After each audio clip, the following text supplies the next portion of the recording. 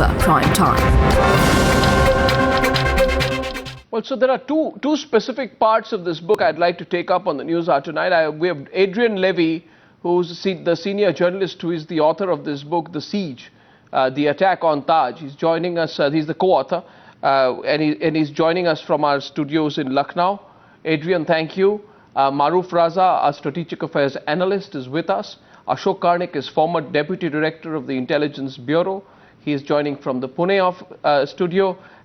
Shiv Shankar Mukherjee, former senior diplomat, is with me in our studios in Delhi. So we have the diplomatic angle, we have the intelligence angle, we have the defense and the strategic affairs angle covered by our three experts who are with us, Adrian. And I must begin by saying this. KC Singh will join us in some time. I must begin by just saying this, Adrian, that this book seems very controversial, you know. It's going to rake up quite a storm. Not that authors dislike it, but it is going to be controversial. There are two parts we can pick up here. One is that did India receive actionable intelligence? 26 specific alerts which were provided to the Indian authorities, which basically means, Maruf, that the Indians knew and they messed up. It is completely contrary to what we have been told all these years, that we didn't have anything specific enough, which G.K. Pillai said even today. But I want to begin by putting the focus on the angle about this honey bee. Now, can you tell us, first of all, Adrian Levy, that you make these repeated references to the honey bee. You claim in your notes on sources that you have obtained information about this honey bee. Who is this honey bee? You talk about him as the Indian angle to this, the Indian support base to David Coleman Headley. Can you tell us more about this honey bee which you've written about in the book? Well, the first thing is that these are only very small references in what is otherwise 110,000 words of a book which we've written as a testament to both the survivors and the victims of Mumbai. And that's the context at which you have to set this. That this is the first attempt to reconstruct the events with access to most of the evidence, including what has previously been closed files in the US, in India and in Pakistan. So if you accept that that is the backdrop to this, and there are many stories in this of survivors, heroism, fighting back and conquering Lashkar-e-Toiba, within this there are tantalising strands that are presented by the available evidence and by an enormous number of interviews. I mean, we interviewed hundreds of people, literally hundreds, over several years. And the two strands that came out, which were the most significant for us from that data collection, was, as you point out, the warnings that were delivered piecemeal from 2006 onwards, and how that information was developed and actioned, and also a training material that was recovered when Pakistan authorities began to investigate Lashkar-e-Toiba. If we take the second first, because that seems to be the thing that everyone's jumping up and down about, the training material seemed to emanate, according to the Pakistan investigators, as the first source, from India. The reason they knew that was that it was packaged as such. It was no coincidence. And what it seemed to be was manuals for room clearance used by special forces, top-to-down clearance operations, hostage, counter-hostage operations, exactly the kind of material that would be used by the Black Cats, the National Security Guard, when they go into action, when they're mobilised for an event like the Taj. Now, what that means is that the NSG were going into an operation and facing people who were aware of NSG strategy, NSG combat techniques. Other people also came forward making suggestions that information had been given to Islamists in Pakistan, Lashkar-e-Toiba in particular, including a Gulf intelligence agency that verified that they'd given warnings to the Indian government that material was being passed around from national security circles that included both information on counter-hostage taking and, as I've described, top-down clearances, room clearances, but also, even more specifically than that, some information on coastal defences, or the lack of them, in Mumbai. And that documentation was analysed then by investigators in Pakistan. So that's the first issue. The second issue, which I heard you trailing, is whether or not there were warnings. Well, we know for a fact, having seen these bulletins, that the first one arrived in 2006. And if we take the span of these warnings, from 2006 up until 2008, shortly before the Marriott bombing in Pakistan and in Islamabad, where 50, 60 people died, what came out of those bulletins. Let's see what the facts are. Well, the facts are pretty clear. They named the city, Mumbai. They named the methodology, a marine attack, seaborne in a dinghy. They named the second part of the methodology, the modus operandi, which is a Fedayeen attack, exactly the same kind of cluster attack used by Lashkar-e-Toiba in Kashmir. They then also gave some hints as to the size of the teams, between 10 and 12 was the figure that was quoted. And as critically, they named the targets that were likely to be attacked, and those targets included the Taj, the Oberoi, CST, Kama Hospital, and there was reference also to a Jewish cultural centre, although Nariman House was not mentioned. So there's a significant amount of detail. Now, we do not say at any point in the book, anywhere, that all of this information presented an absolutely pristine, clear picture for intelligence agencies. I mean, a huge amount of data, as you know, was gathered by the CIA prior to 9/11 and the FBI, and yet it still happened. And the foolishness of British security in failing to capture men who were under surveillance led to 7/7 happening. But what we do have here is, for the first time, a clearer picture that much more was known than was previously expressed. And the reason that's significant is twofold. One, because I have an overwhelming feeling that the Pradhan Commission failed the people of Mumbai and really failed the subcontinent. If you think that 64 paltry pages produced after an event like 26/11, a catastrophe like 26/11, do justice to the survivors and the victims, then I think that's incredible. After 9/11, there were, as you know, the 9/11 Commission, which ran to nearly 600 pages. After 7/7, we had an archive created with more than 100,000 documents, including interviews with members of the security service, members of the special forces, members of the special branch, all of the invisible folk. I'll get into one second. No, Adrian, I want to encourage the debate on this.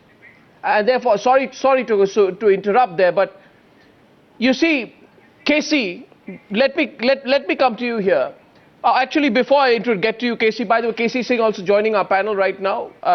I just want to get a word in from Maroof Raza, because Maroof, and I'm not saying this to completely say that what Adrian Levy is saying has no basis, but my only concern is when he talks about a honeybee, when he mentions about Major Iqbal of the Pakistan ISI talking about honeybee, and there are subsequent references to the person in his opening remarks, Adrian Levy's basic argument seems to be that honeybee is somebody who is possibly is or has been part of the Indian intelligence establishment. I would only say that I expect this kind of I said moving around in national of a claim to be attributed to the source. My question is. The claims here, though. My question is, Adrian, I just want you don't attribute or source where you received this information from. Maroof wants to come in. Yes, because I'm saying possibility of Indian involvement has very big implications for India. And this kind of revelation has to be backed by some proof. Maroof.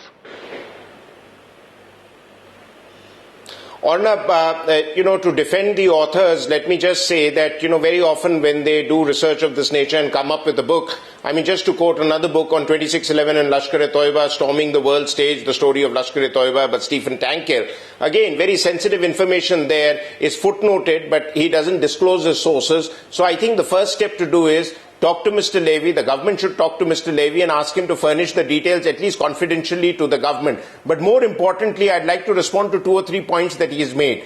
The first, he's talked about, I'd like to believe that intelligence warnings were there, multiple in number. He says 26 or so. If they were there, and that's the reason why there was a police picket put up outside the Taj Hotel, and when DCP Patil went off on leave, apparently as per the book, the police picket was dismantled. So obviously there was an alert and they were expecting something to happen, and then their patience ran out and they sent off the police picket, and that's where we paid the price for that. But more importantly, what he talks about, the manual of special forces, anybody who's operated with special forces, anybody who's done a little bit of military training in intervention operations, commando operations, knows that the drills, the standard operating procedures are pretty much similar across the world. What is important for special forces is to use the element of surprise, the time and place where they will land. That is something which is crucial to a special forces you're saying on that basis alone you cannot gauge and capability. So you're saying, Maroof, that on that basis alone, nobody can conclude that there was an angle of an... What I'm trying to say is that I don't think... That there was an Indian...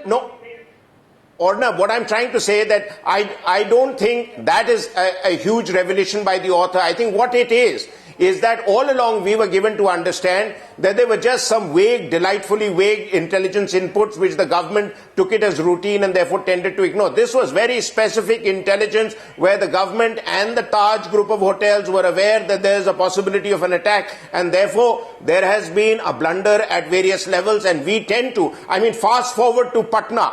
We've again managed to avert a major catastrophe there, not purely because of intelligence gathering, but because of luck. So what has happened that in our case, we don't seem to learn lessons. And if there is something to do with Mr. Levy and Kathy Stock, no, I'll come to the second point later. Let's focus on the first part, Maruf, for the moment. But I think, and the first part, no, Maruf, let's focus only on the first part for the moment. I'll come to the intelligence angle in just a bit. I'd like to, just give me a moment. The honeybee issue. Just give me a moment to respond to the honeybee issue that you have raised. The honeybee issue is fairly believable because all intelligence operatives who are given a job to penetrate into an organization, they have to build up their credibility with the adversary by trying to give them some information about our activities so that they are not suspected. That is how they are able to get access to the bigger information. This is again standard intelligence operation procedure. So there must have been a honeybee. Now who it is, who has been the case, that will have to be identified clearly. I think the central message of the book is there was a major intelligence faux pas, and we have been putting it under the carpet as we have traditionally done and tried to pass off the blame to late arrival of the NSG, pass off the blame to the fact that there was not enough postal security. Maruf, but the first step if to you that look, was if you look at what is said in the book, alert your people and alert your systems of an impending attack. Maruf, Maruf, 1 minute. Let's go to Mr. Karnik. In the references to honeybee, the references are, Mr. Karnik, that Major Iqbal boasted of him as a quote-unquote super agent at work in New Delhi. Someone who had provided quote-unquote classified Indian training manuals. Was he part of the establishment? Was he part of the intelligence? Was he part of the military? How did he come across classified intelligence training manuals? Shouldn't his role have received more elaboration? Because the nature of the allegation is serious. Now, Adrian says this is one small reference in a big book, but it's a big claim anyway. I'll tell you, we can't take this at face value at all. Because this kind of honeybees, anybody can give information about his assessment about the preparations of the Indian Army or Indian paramilitary forces like the NSG. It's a commentary on the preparations of NSG, which perhaps a journalist can also do. Now, whether the ISI major calls him his agent and gives a name nomenclature honeybee, that is not enough for us to keep on suspecting that there is a well-entrenched spy amongst our forces. That's not really enough. That is not the conclusion no one can draw. There can be claims, and this is the common information, common knowledge really speaking among the paramilitary forces as to what kind of training NSG has, what are its shortcomings or what are its strong points. So this information going to Pakistan is no real great surprise speaking. Now I'll come to the intelligence information as such, intelligence inputs as such, that the book talks about. I have not read the book, but I'll say with one thing, that intelligence inputs were received, there is no doubt about it. There was knowledge that some kind of attack is going to take place. Now, neither IB nor RAW nor CIA is going to talk about what exactly was passed on. So it is a guesswork as to what was passed on. We can conclude that some exercises were carried on by the Mumbai police at the base of the IB or RAW to see that Taj was secured. It was not ultimately secured, so this may be a failure of the arrangement, but one cannot say that the information received was ignored and deliberately ignored or foolishly ignored. Some action was taken, but it was inadequate. So it is a failure in general, no doubt about it. I don't want to hide that fact, that it was a failure of the entire system of India's security, but to say that information was received and India did nothing about it, IB did nothing about it, is totally wrong. Because nobody is going to defend. I don't know, but yes. No, Mr. Karnik, the reason I'm focusing on the honeybee issue is because, let's get Shiv Shankar Mukherjee and KC Singh into this. Mr. Mukherjee, Pakistan has repeatedly claimed that there is Indian involvement in 26/11. Therefore, do you agree, Mr. Mukherjee, that this honeybee reference in a way lends credence to their claims? I mean, they would jump at this and say, let this be investigated. We don't know much more details from what we have. Do you think this throws the question open? Well, they will certainly jump up and say that this thing should be investigated, and we've always maintained that this was a sinister Indian plot and so on. But they would say that in any case, even without the mention of a honeybee. So, granting the fact, an incontrovertible fact, which anybody can say without fear of contradiction, is that the hand of the Pakistan's ISI and its armed forces in Mumbai is documented in excruciating detail here, as well as in intelligence agencies who are aware of the facts. So I dismiss that as something that is inevitable. Just as I dismiss as inevitable what will happen here with the revelations which still have to be How significant proven. do you think this is? I don't, I think... Well, let's look at the facts. Yeah. Let's look at the facts. Number one, a book has been produced which makes the following allegations as far as India is concerned, that 26 warnings were passed on by the CIA. Yes. There was a mole of the US and the Lashkar-e-Toiba Yes. from which they got the information.